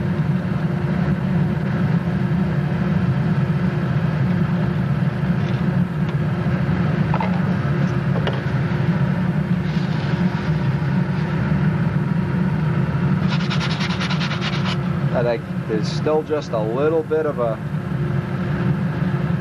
gap there. As the gap fills up with sawdust, as long as you wipe it and don't use kicker, you'll wind up with a perfect little blend at the end.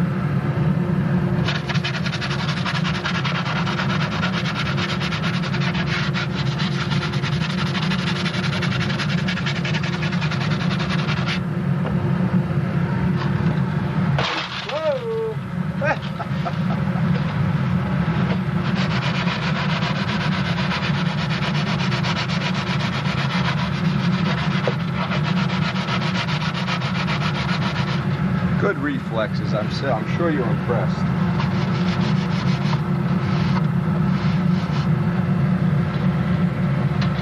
The motto is never work too far off the end of the table.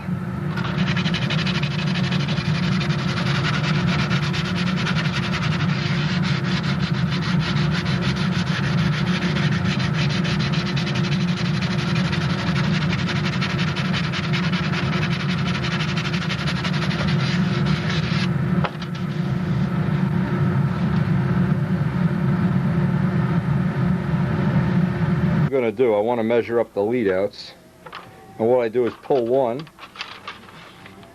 I always want to leave about an inch of extra clearance. Get this one that it's bottomed out.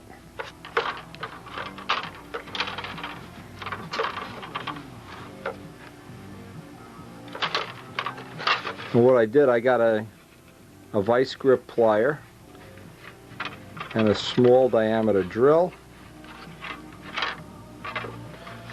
Always kind of a nuisance wrapping these. Now the idea is not to bend the wire back and forth any more than you have to.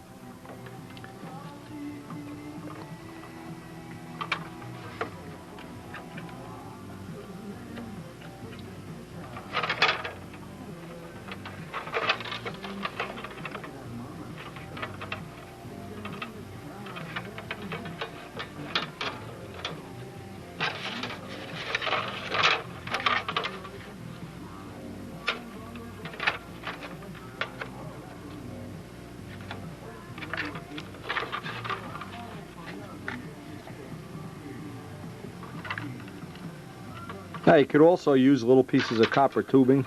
On this size plane I don't think it's really necessary. On the bigger planes I always use that to keep the ends of the lead outs from wearing out, and I know you'll think that's funny, but I have worn out the lead outs.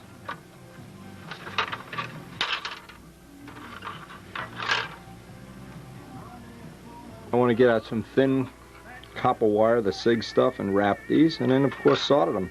I like to get one wingtip finished. Get this wingtip finished and then go work on the other one.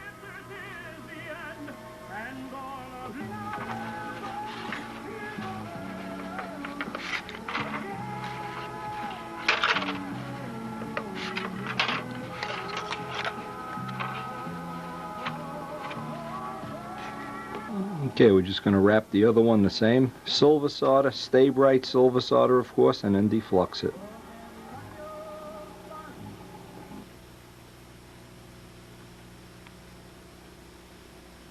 Alright, ready to solder.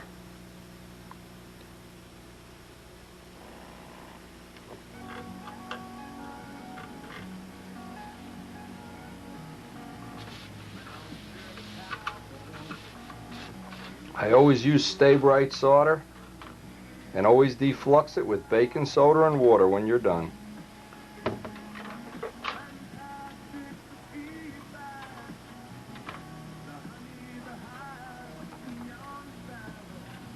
I want to make sure I get a good joint on this. I'm doing both sides.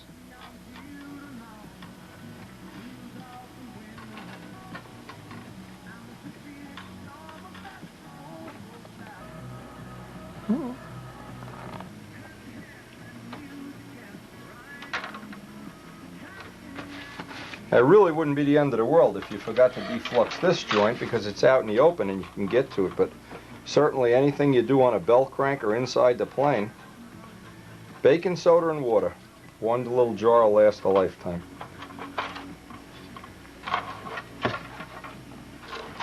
And after defluxing, I want to get these just cleaned up of any burrs or sharp edges.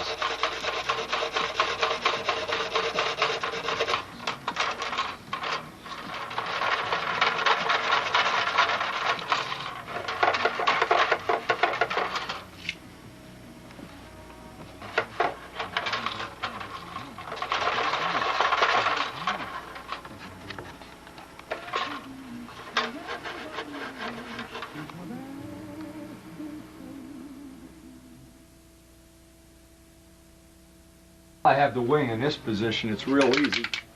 Put some of that motorcycle chain oil on everything.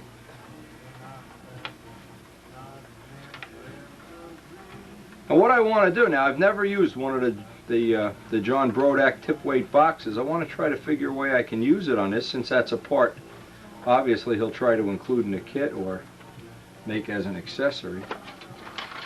Now we've usually done it kind of the old-fashioned way, and I've been trying to think about it for the last couple minutes how I'd like to use it as part of this design. So if it takes a little improvising, just give me a minute. I'll figure some way of making that a problem here. This stuff is so nice, it just turns right to oil. Oh, I love it. And we're right about at the point here where we're going to be getting ready to finish up this wing.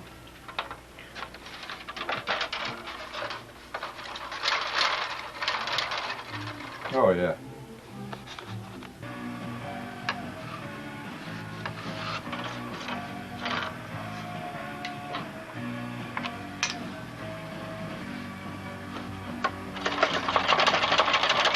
Now I'm just trying to see, the bell crank is just rubbing on one rib at extreme travel, so I've tried to cut that away.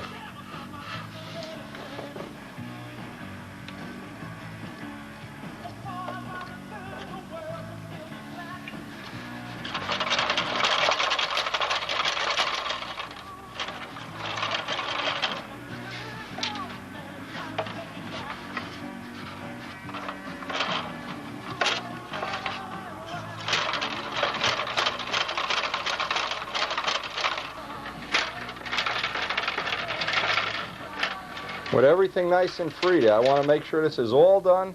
Inner tip is done before I go out and start working on that outboard tip.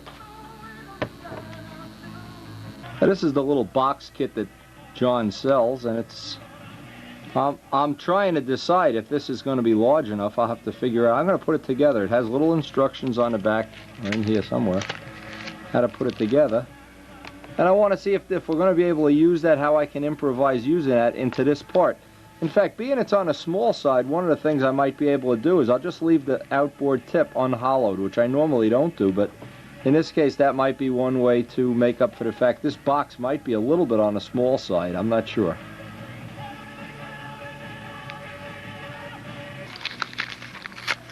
Now, I'm anticipating this plane's going to need between 1.5 ounces, and it's an equal panel plane and 2 ounces of tip weight.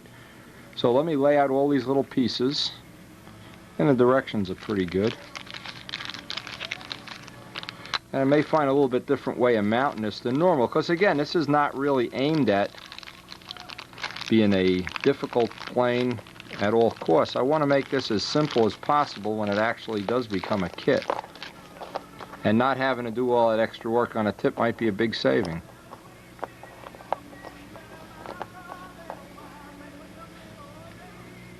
Now, the parts that they supply have a little relief in them to make it a little easier to make. It's like a little piece of furniture. Actually, if you've ever worked with dollhouse wood, this is what they do to a lot of pieces on dollhouse kits. You can see how this goes together with all the little, I just have it put in by hand.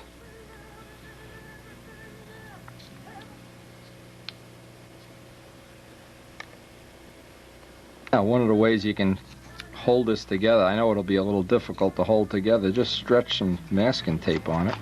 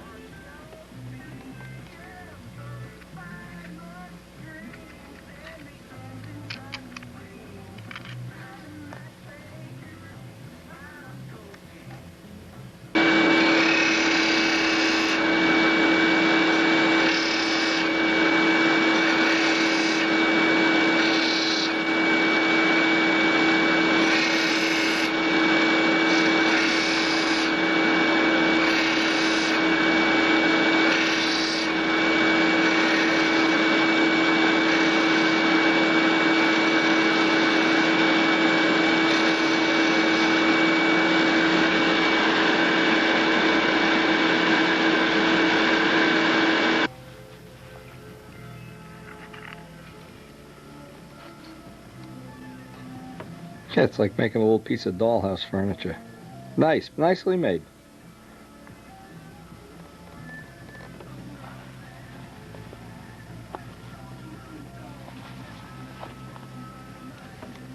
Before you put any glue on this, of course, take the bolt that comes with it, put a little bit of WD-40 on it so that none of the CA winds up in the threads. It's always a good tip too.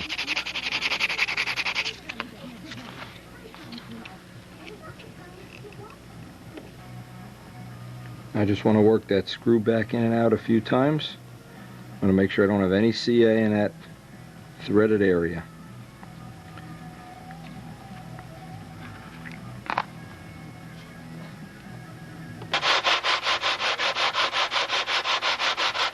I want to get a nice true edge for the final gluing.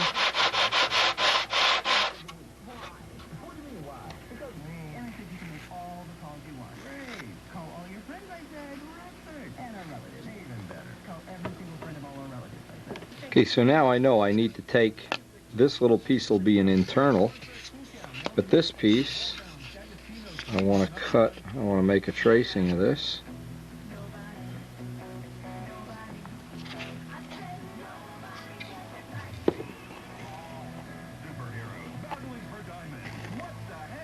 Now what I can do is just take this right over to the jigsaw and get rid of this piece right now.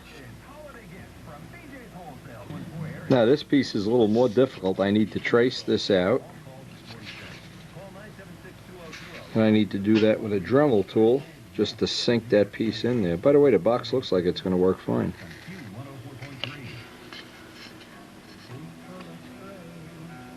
Now with this type of a bit, you can usually work your way right down in there And this part isn't even important. The glue is not going to hold us. This just needs to be a cavity that box will slip right in. And because we cut the first part out on a flat, I know I have all a 90-degree angle, so it should be relatively straight.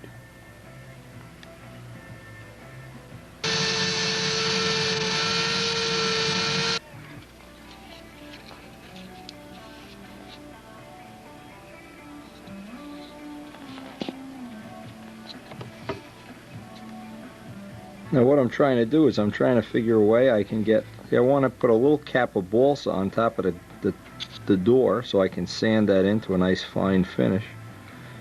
And I'll make a little shim in here to fill in that extra groove. And this can get glued in. Now all I need to do here is make some shims to hold this in. Just cut a piece of this wood up.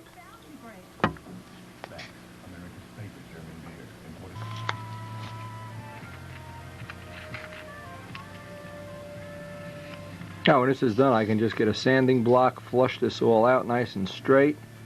This will be ready to glue back on. Make up my little cap and I'll be all set. This actually worked a lot better than I thought it would. This is going to be a good system.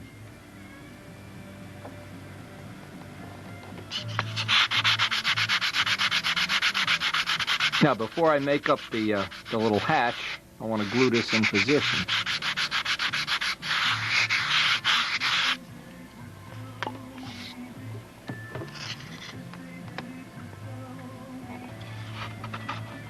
Now basically going to do the same thing I did on the other side, pin this in place, make sure everything fits, and I'll make up that little door.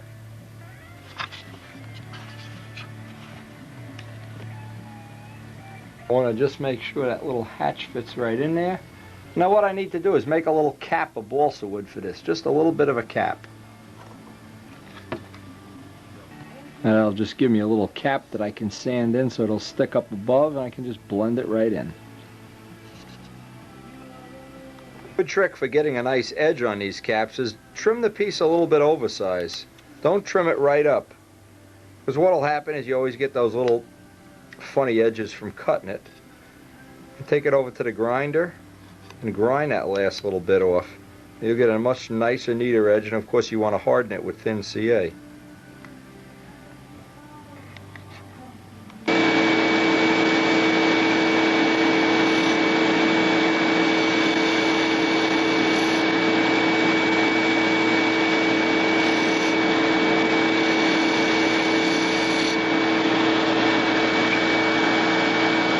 A little relief in for the bolt head, just with an ordinary Dremel tool end.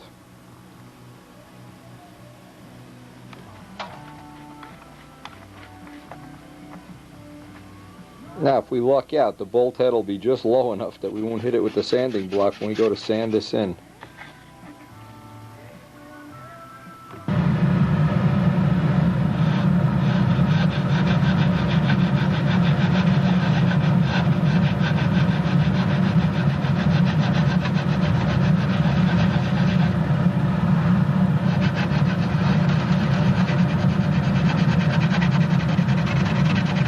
Now, of course, once this is done, I want to harden all these edges with thin CA.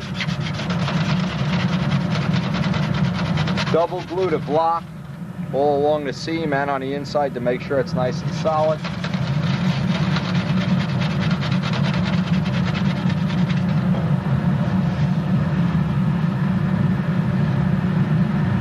Now, a tip that's really worth its weight in gold, and you don't think it is until you screw it up, which I've done many times, of course. You start working around the tip weight box with thin CA, and you wind up an hour later, you go to take the tip weight box off, and uh-oh, there it is. Now I noticed with Kenny with this Nobler, he leaves the tip weight box in place when he paints. I don't really like to do that either, but hey, he's the one that's going to have to get it out if it doesn't come out. Anyway, I want to harden up all these edges.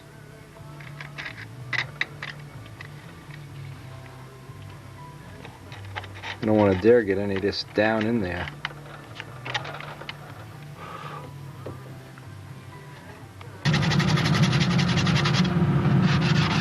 Let's see if I can sand this one out without dropping a wing or something like I did before. Almost dropping it. Almost is a lot better than dropping it.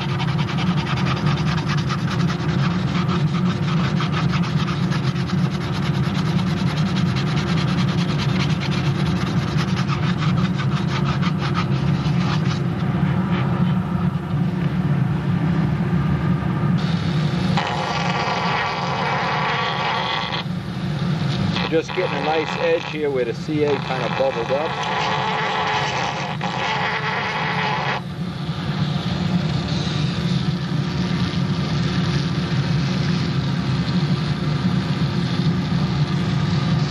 Compensate for the fact that the CA and the dope that's obviously going to get in there is going to wind up on the corners. What I'm going to do is, going to knock the corners down just so the box will always fit the way it should. It won't be, once you put a coat of paint on this thing, all of a sudden the tip weight box is sitting up in the air.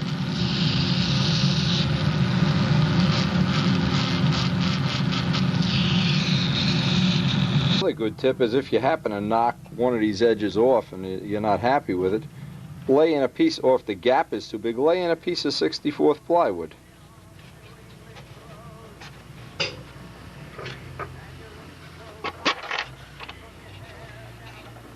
Now, just hitting the top of the screw here, so I'll probably get an Allen screw and grind the head down eventually.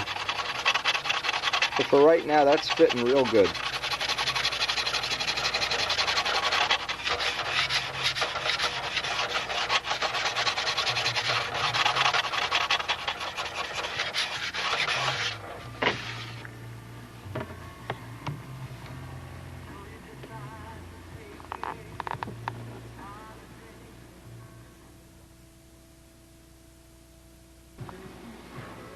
Okay, with that done, in the next session we'll try to get the flaps made up.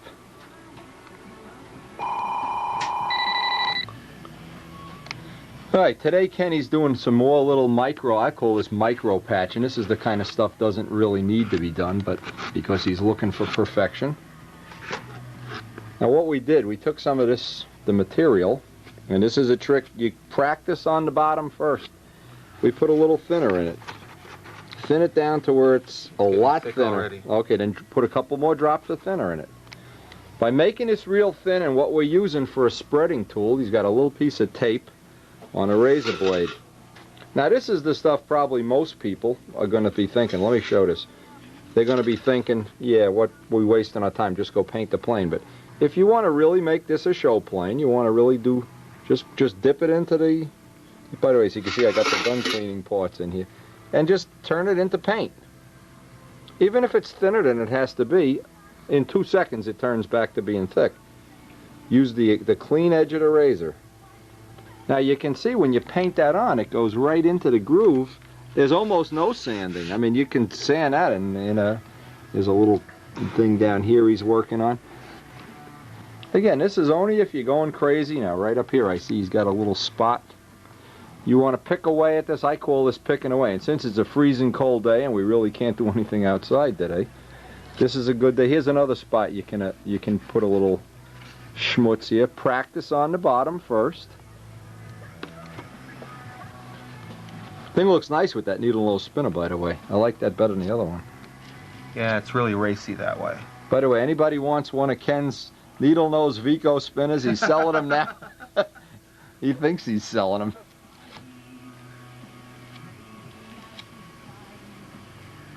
I already have a request for one, my treasure trove of Vicos. Now most people at this point in time would be thinking, let's go paint. And by the way, where's that can of paint you brought over? Mike Costello years ago donated a can of maroon candy apple paint. They don't make this anymore. This can is all rusted and rotted and everything. Maroon, that's the only color. C6. This is beautiful. This is one gorgeous color. Let's pop the top on this. Yeah, let's pop it. Oh my God, this is the color the plane is going to be. So the reason we're spending a lot of extra time on this substrate is if that silver isn't perfect, when he goes to paint it with this. Calling this maroon is like calling a diamond a rock. Yeah. Oh yeah, that's going to work. This came from the Mike Costello collection. But to use that candy apple paint, this silver has got to be perfect, because you would see this, because it's translucent, you would see all these little flaws. So rather than do that, we'll spend a couple extra days here at this point, just taking care of the little, I don't know, fix it up specials here. And they're all little.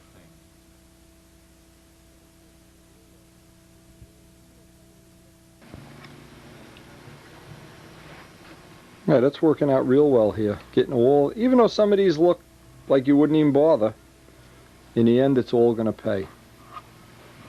You got a little spot up around a canopy here I'm looking at too, but another thing you want to do, let's get this tape off the canopy and move it back just a micron of a silly millimeter of an inch here. Get that tape back. Yeah, I'm not completely satisfied with that fillet. Yeah. Yeah, I would be, there's a little spot in there, I would be dressing that off and get that tape each time you do from now on. Move that back just a little bit to avoid that big line.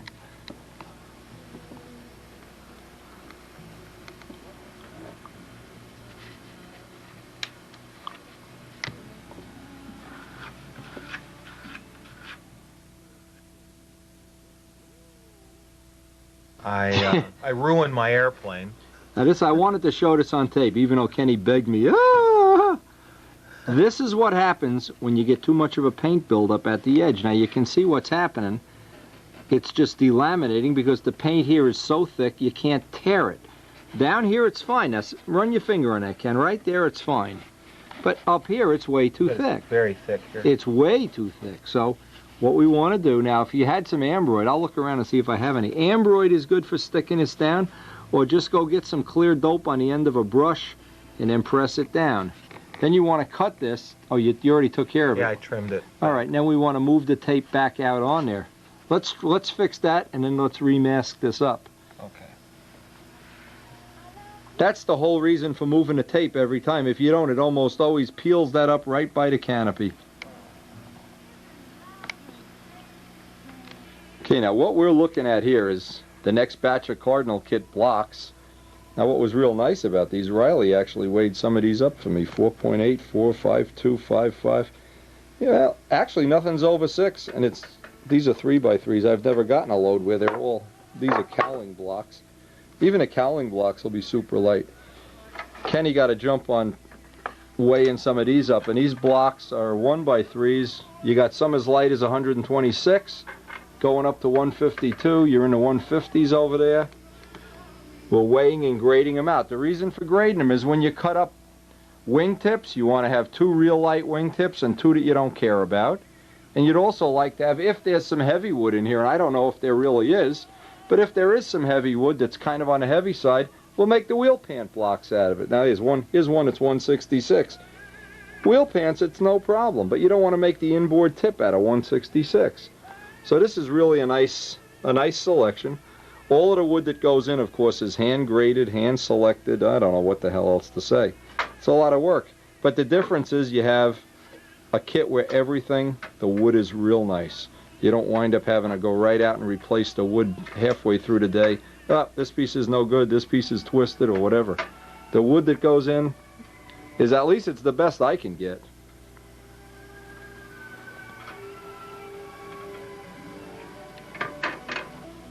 What's the lightest one you've had so far? 126?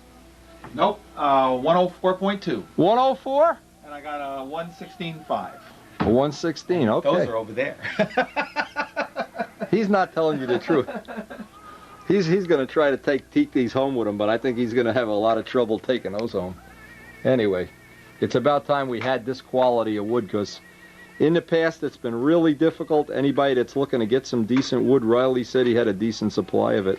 This might be a good time to get it. And if the indication on the Nobler kits that we had is any indication, it seems like there is some decent good wood out there available.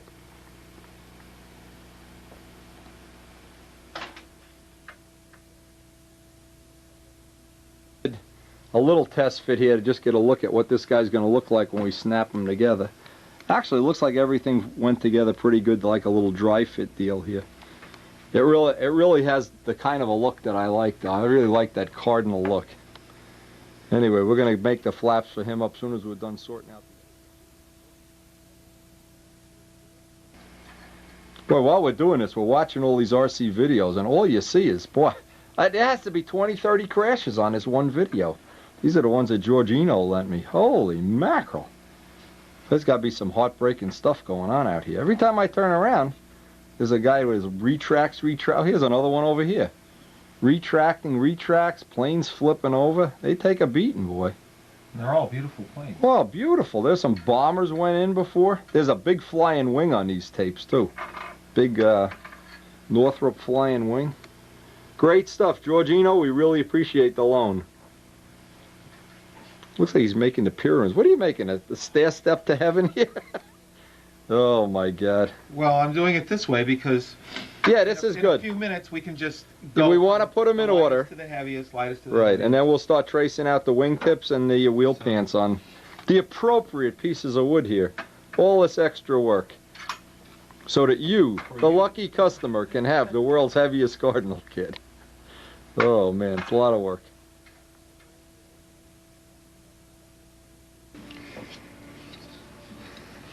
Now, it may seem like, and I go over it over and over in my mind, about how much extra work it is to do this, but I'm sure, and I'm sure John Brodak does it with the Nobler kits too, when you're going to do it this way, it takes a lot of extra time, it takes a lot of extra effort, but it really does pay off. Otherwise, we might be wasting the best block in the whole world to make a wheel pant. Geez, when you make a wheel pant, you don't really care how heavy it is. It's not really a critical part. You make the outboard wingtip. In that profile Cardinal, we didn't even hollow out the tip. Who cares? And there are reasons for hollowing it out, I know, and I've already done that many times, but it's certainly important. This pile here is going to all become wheel pants. That's another relatively heavy one? Yeah. And this way we make the most out of whatever assets we have. Whatever ability we have to do this. Well, I know I used to go crazy when I'd open up a kit. Oh my God, you open up some of the old Sterling kits and I thought I was a contractor down at Home Depot or something. It was really terrible. But now, hopefully things are going to be a lot better. And as I said before, if you're itching and dying to get some wood, this seems like a good time to get some. Riley Wooten said he had an excellent supply. It's a great time to be a wood distributor. There we go, 150 wheel pants, all in one shot. 150 sets of landing gear over here. What a lucky day. What a lucky day. Look at those beautiful landing gear.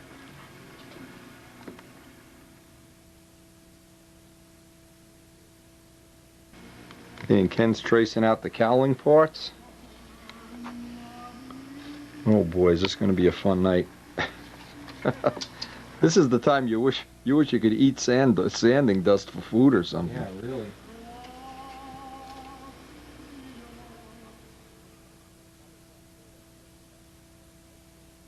Now this is what it looks like in the middle of cutting. I'm sure John Brodak knows what that looks like. What's Kenny working on now?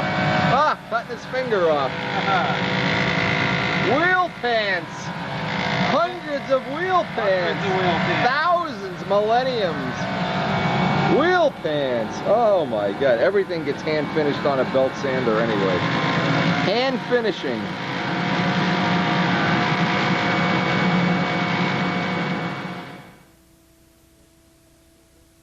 I'll tell you, while we're working on putting this batch of Cardinal kits together, I'm just sitting here looking at this. Can't wait to get back to a work day of working on this.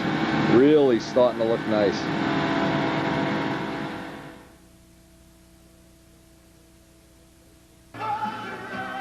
The wonderful world of slave labor here. Oh, I love it, I love it, I love it. Laser cut and Ken cut parts.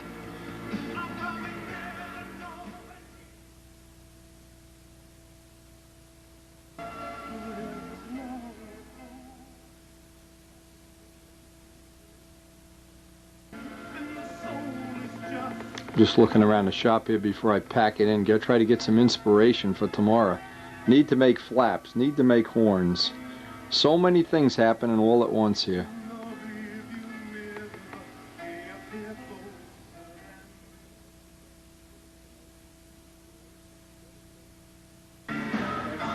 All right, we're at the end of the tape, and I hope you've gotten some good information, some inspiration, dedication, who knows what. We are really, I'll tell you, everybody that's been in the shop so far is kind of excited about seeing this guy come to fruition. Talked to Bill Mazzoni, he's already got orders for 12 kits. Hey, Bill, build one already. Anyway, we will definitely see you on the next tape. Thanks for joining us. We want to get this guy going, get that Nobler finished, and get the new spit underway.